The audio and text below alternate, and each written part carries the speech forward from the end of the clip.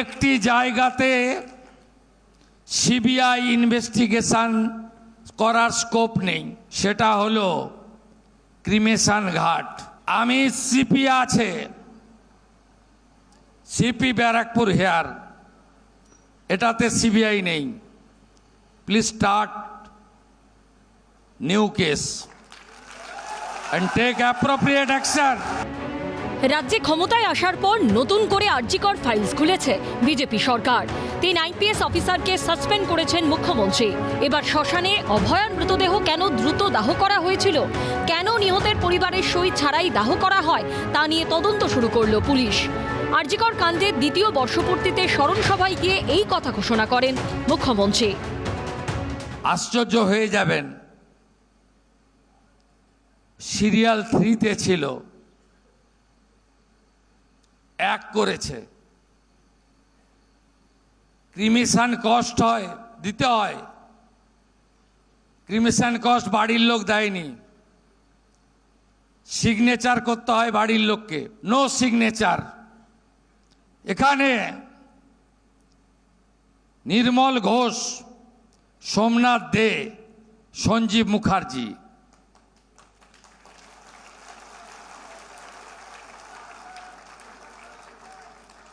এই 3 জন এই কাণ্ড করেছেন।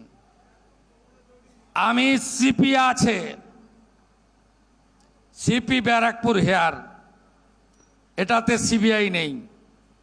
Please start new case and take appropriate action.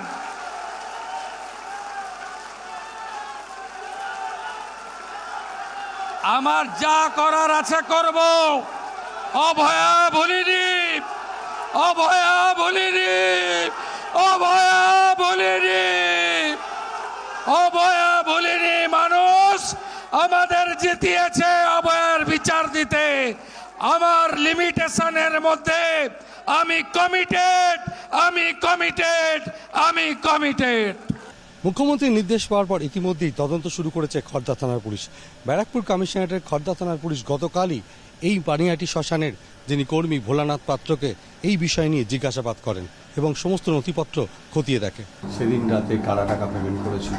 টাকা তো পেমেন্ট হয় না, তো ফ্রিতে পড়ানো হয়েছিল। সোমনাথ দে ওটা ফ্রি, পাড়ার মেয়ে, যেহেতু একটা প্যাথেটিক দুর্ঘটনা ঘটেছিল, ফ্রি, ওই জন্য কাউন্সিলর ফ্রি করতে পারে। তারপরে তাড়াতাড়ি করে লাইন এগিয়ে দেওয়ার একটা ব্যাপার ছিল কি? তো 2টো বডি ছিল তাদের, তো তার আগে তো পুলিশ এখানে ছিলই সব। তো 3টে বডি, একটা পুড়ছিল আর 2টো ছিল ওয়েটিংয়ে। তা কনভিন্স করা হয়েছিল তাদের বডিকে যে এটাকে আগে করার জন্য। মুখ্যমন্ত্রী নিশানায় যে প্রাক্তন 3 জনপ্রতিনিধি, তাদের বিরুদ্ধে প্রথম থেকেই সরব নিহতের পরিবারও। সেই 3 জন হলেন পানিহাটির প্রাক্তন তৃণমূল বিধায়ক নির্মল ঘোষ, পানিহাটি পুরসভার প্রাক্তন চেয়ারম্যান সোমনাথ দে এবং প্রাক্তন কাউন্সিলর সঞ্জীব মুখোপাধ্যায়। মুখার্জি এবং সোমনাথ দে এরা হচ্ছে লাস্ট তথ্য প্রমাণটুকু আমার মেয়েকে পুড়িয়ে দিয়ে নষ্ট করেছে। সোমনাথ দে যে গ্রিন করিডোর করে নিয়ে আসা হয়েছিল আমার মেয়েকে, সেই গ্রিন করিডোর করে কেন নিয়ে এসেছিল সেই উত্তর কিন্তু সিবিআই দিতে পারেনি এবং পুলিশও দিতে পারেনি। এই বিষয়ে যোগাযোগ করা হলে প্রাক্তন তৃণমূল বিধায়ক নির্মল ঘোষের ফোন নট রিচেবল ছিল, প্রাক্তন পুরপ্রধান সোমনাথ দের ফোন সুইচড অফ। আমার যেটুকু সহযোগিতা করা ছিল পাশে ছিল, আমি করেছি, আমি রিপোর্টটা দিয়েছি। খড়দা থানা আলাদা করে তদন্ত করবেই প্রথম, কি বলবেন? করুন না, আমার দিক থেকে আমি পরিষ্কার। যতবার যেখানে যত তদন্ত হোক, যখনই ডাকবে, আমি একটু দূরে থাকি, কর্মক্ষেত্রে বাইরে আছি, আমাকে 1-2 দিন সময় দিলে আমি পৌঁছে যাবো সেখানে। এর আগেও যেমন কোঅপারেশন করেছি সব তদন্তকারী সংস্থাতে, এখানেও করব। তদন্তে কি উঠে আসে সেদিকেই সবার নজর। সমীরণ পালের রিপোর্ট, এবিপি আনন্দ, উত্তর 24 পরগনা। এবিপি আনন্দ, এগিয়ে থাকে, এগিয়ে রাখে।